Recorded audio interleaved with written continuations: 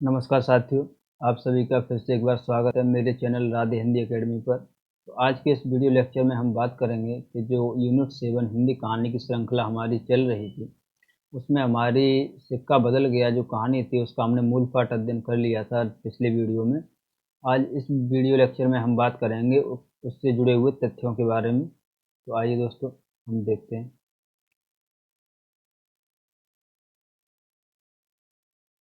दोस्तों, अगर हम बात करें अपनी जो सिक्का बदल गया कहानी, तो इसका जब हमने मूल पाठ अध्ययन किया था तो हमने देखा था कि ये कहानी है वो एक विभाजन के समय की कहानी है।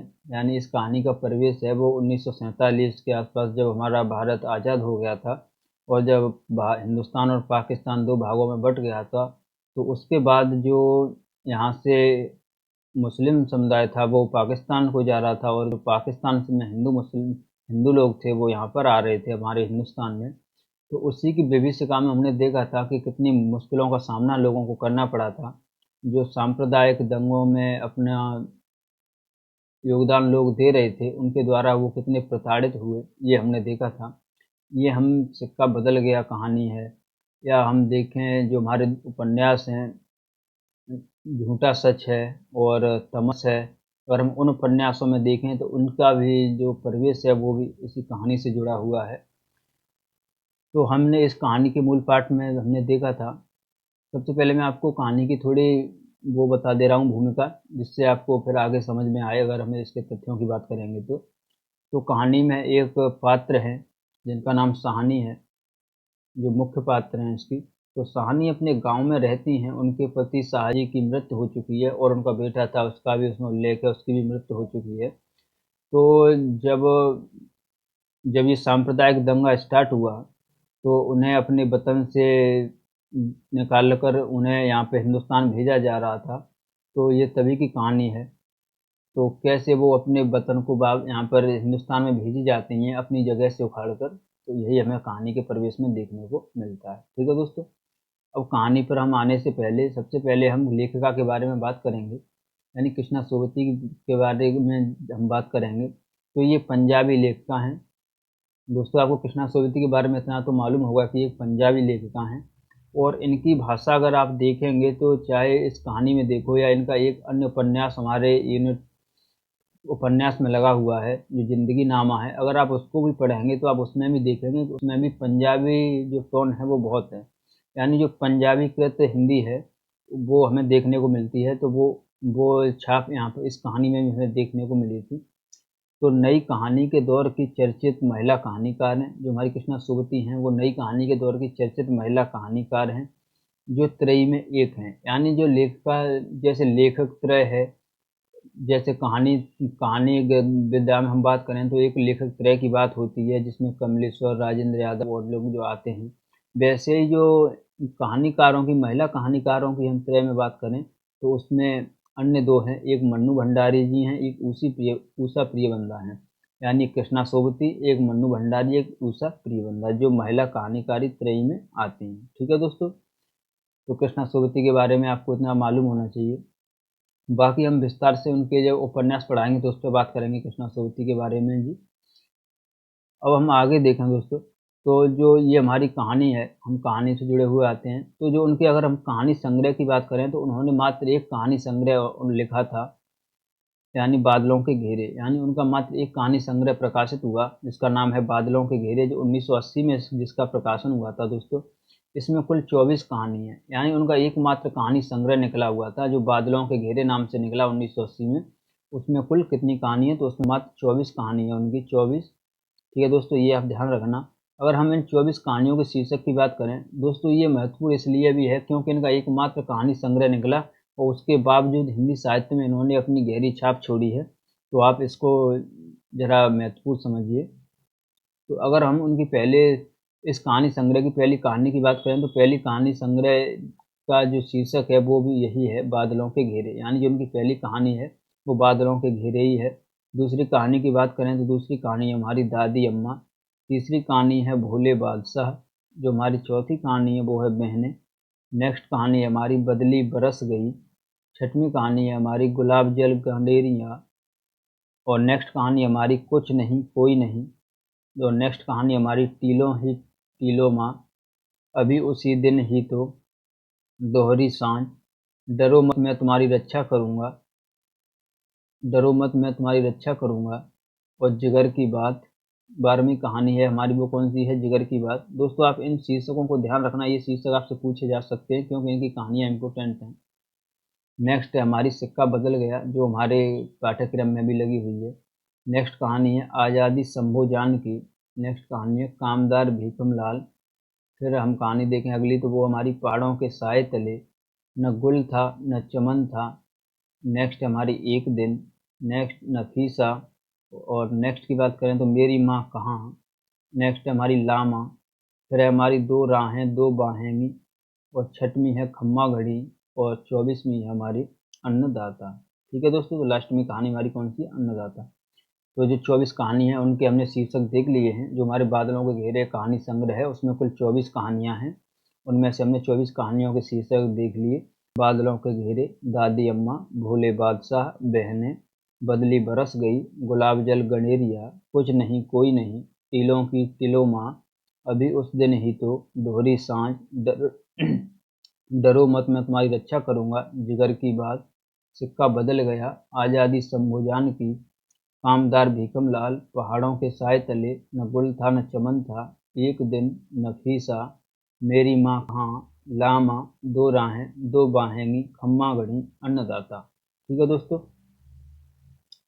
इनकी जो पहली कहानी है जो बादलों के घेरे, ये मोस्ट इम्पोर्टेंट कहानी है। अगर आपने पढ़ी हो तो इसका जो संकलन है वो राजेंद्र यादव ने जब एक दुनिया समानांतर कहानी संग्रह का प्रकाशन किया था तो उसमें इस कहानी को स्थान दिया गया था, बादलों के घेरे। तो दोस्तों शायद आपने पढ़ी हो, ये बहुत अच्छी कहानी है। अब हम नेक्स्ट अपनी कहानी से जुड़े तथ्यों की बात करें तो हमारी जो सिक्का बदल गया कहानी है, यह कहानी सर्वप्रथम जुलाई 1948 ईस्वी में की माह में प्रतीक पत्रिका में प्रकाशित हुई थी। ठीक है दोस्तों, तो ये कौन सी पत्रिका में प्रकाशित हुई थी? तो प्रतीक पत्रिका में। यानी जो सिक्का बदल गया हमारी कहानी है, तो ये जिसका सर्वप्रथम प्रकाशन जुलाई 1948 में प्रतीक पत्रिका में प्रकाशित हुई थी। इसका संकलन बादलों के घेरे 1980 ईस्वी कहानी संग्रह में हुआ था। यानी अभी अभी हमने ऊपर देखा था कि जो बादलों के घेरे उनका एकमात्र कहानी संग्रह है जिसका प्रकाशन बस 1980 है। इस कहानी का भी संकलन इसी में किया गया है।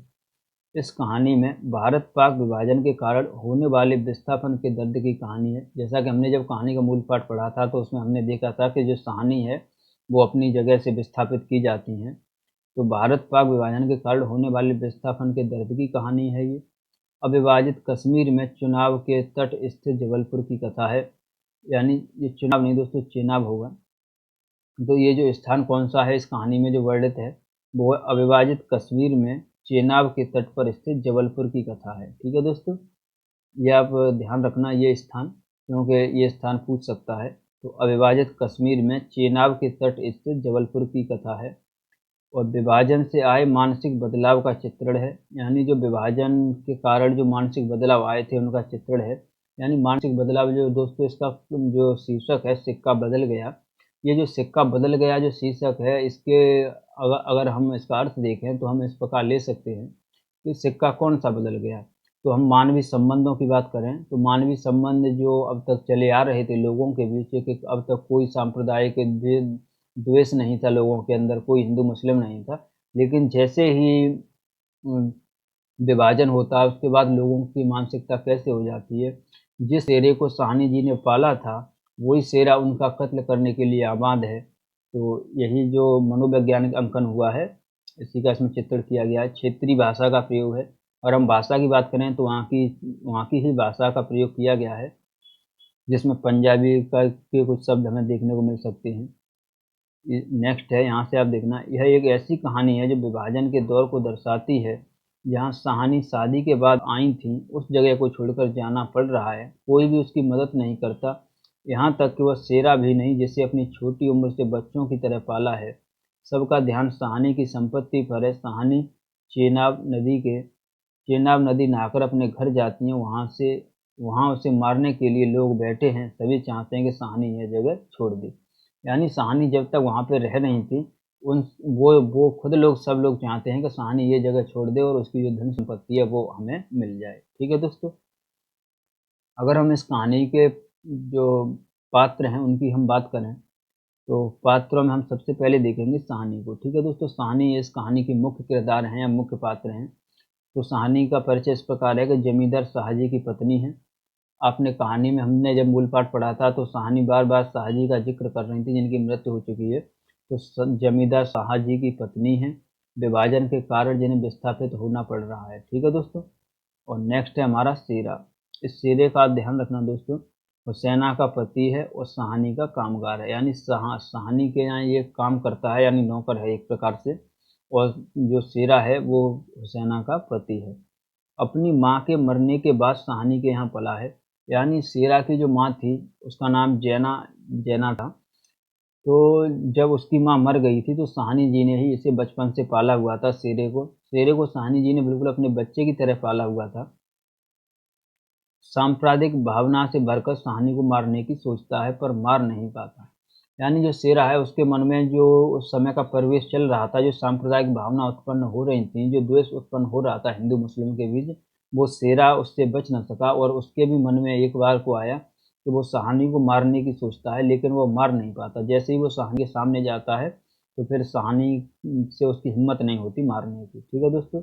हुसैना की बात करें तो ये शेरा की पत्नी है और जैना जो पात्र हैं वो शेरा की माँ है। ठीक है दोस्तों, जिसका उल्लेख हुआ है, जो साहनी जी ही कहती हैं कि जब उसकी माँ जैना मर गई थी तो तभी से मैंने उसे पाला है। तो जैना कौन है? तो शेरा की माँ है। अब हम फिरोज की बात करें तो साहनी को मारने के लिए शेरा को भड़काने वाला, यानी जो साहनी को मारने के लिए जिसने शेरा को भड़काया था, जिनसे मिलकर शेरा ने प्लान बनाया था, वो कौन था? फिरोज और था उनमें। तो फिरोज और शेरा ने जब प्लान मिलकर बनाया कि हम साहनी को मारेंगे, तो फिरोज वही है। दाऊद खां इंस्पेक्टर। दोस्तों ये दाऊद खां इंस्पेक्टर है, ये कहानी में आपने देखा होगा जब बाद में कैंपों के लिए जो लोग जा रहे थे तो उन्हें लेने के लिए ये दाऊद खां इंस्पेक्टर ट्रक लेके आया था। ठीक है दोस्तों। तो दाऊद खां इंस्पेक्टर कौन है? तो जो साहनी को बाद में लेने के लिए आता है कैंप में छोड़ने के लिए, तो दाऊद खां इंस्पेक्टर वही है। इसका परिचय एक बार इस प्रकार भी दिया गया था कि जो दाऊद खां इंस्पेक्टर है, जब इसने साहनी को देखा, जब ये लेने आया था, तो जैसे ही इसने साहनी को देखा तो इसे याद आया कि ये तो शाहजी की पत्नी है, जो शाहजी जो कभी उसके लिए बहुत कुछ करते थे। और जो साहनी है उसने उसकी मंगेतर के लिए एक कनफूल उपहार में दिए थे। जब उसका मुंह दिखाई था तो उसको कनफूल दिए थे उपहार में। और जो इस्माइल है, ये इस्माइल उसी जगह के जो मौलवी हैं, जो मस्जिद के मौलवी हैं, वो हैं इस्माइल। और एक पात्र रसूली, नवाब बीबी, बेगू पटवारी, ये सभी गौण पात्र हैं जो साहनी से बाद में मिलने के लिए आते हैं। और जौलदार। ठीक है दोस्तों। तो पात्र परिचय हो गए, मैंने आपको बताया कि इसमें कौन कौन से पात्र हैं। तो इन पात्रों में आप ध्यान रखना, सबसे पहले तो साहनी है। साहनी तो मुख्य पात्र हैं ये, शेरा, हुसैना, जैना, फिरोज, दाऊद खां इंस्पेक्टर, इस्माइल, रसूली, नवाब बीबी, बेगू पटवारी, जौहरदार। इनमें से ये पात्र इंपॉर्टेंट हैं तो वो भी मैंने आपको बता दिए हैं। अब हम नेक्स्ट बात करेंगे इस कहानी के प्रमुख उद्धरण की। तो इस कहानी से जो प्रमुख पंक्तियां हैं वो कौन कौन सी हो सकती हैं जो हमारे एग्जाम के पॉइंट ऑफ व्यू से इम्पोर्टेंट हैं। तो इनमें जो पहली कहानी है वो हम देखेंगे। जो पहली पंक्ति है वो इस प्रकार है कि आज इस प्रभात की मीठी नीरवता में न जाने क्यों भयावना सा लग रहा है। यानी जब साहनी स्नान करने के लिए जाती तब की ये पंक्ति है। वह पिछले 50 वर्षों से यहाँ नहाती आ रही है, कितना लंबा अरसा है। साहनी सोचती है एक दिन इसी दुनिया के किनारे वह दुल्हन बनकर उतरी थी और आज आज शाहजी नहीं, उसका वो पढ़ा लिखा लड़का नहीं, आज वो अकेली है, शाहजी की लंबी चौड़ी हवेली में अकेली है। पर नहीं, यह क्या सोच रही है? वह सवेरे सवेरे अभी भी दुनियादारी से मन नहीं फिरा उसका। साहनी ने लंबी सांस ली और श्री राम करती बाजरे के खेतों से होती घर की राह ली। नेक्स्ट है, ये शाहजी की असामियाँ हैं। साहनी ने नज़र दौड़ाई, ये मीलों फैले खेत अपने हैं। भरी भराई नई फसल को देखकर साहनी किसी अपनत्व के मुंह में भीग गई। यह सब शाहजी की बरकतें हैं। दूर दूर गांव तक फैली हुई जमीनें, जमीनों में कुएं सब अपने हैं। साल में 3 फसल, जमीन तो जोतना उगती है, जमीन तो जो जमीन है वो सोना उगती है। यानी जब साहनी नहाकर अपने घर को आ रही थी तो जैसे ही उन्होंने अपने खेतों को देखा तो उन्हें अपनत्व की भावना हुई कि ये सभी तो मेरे हैं, ये जमीन क्या, ये तुम्हारी सोना उगती है, यानी 3 3 फसल देती है। तो ये अब ध्यान रखना। नेक्स्ट है कि साहनी चौंक पड़ी, देर मेरे घर में मुझे, यानी जब साहनी जाने को होती है तो एकदम से शेरा आता है और वो कहता है कि दाऊद खां से कि थानेदार साहब देर हो रही है, जल्दी चलो। तो साहनी को एकदम साहनी चौंक जाती है कि शेरा जिसे मैंने पाला है वही मुझे मेरे घर से निकालने के लिए इतना व्याकुल है। वो कह रहा है कि मुझे मेरे घर में देर हो रही है। आंसुओं की भंवर में न जाने कहाँ से विद्रोह उमड़ पड़ा। मैं पुरखों के इस बड़े घर की रानी और यह मेरे ही अन्न पर पले हुए, नहीं यह सब कुछ नहीं। ठीक है देर हो रही है पर नहीं, साहनी रोकर नहीं, शान से निकलेगी इस पुरखों के घर से, मान से लांघेगी यह दहरी जिस पर एक दिन वह रानी बनकर आ खड़ी हुई थी।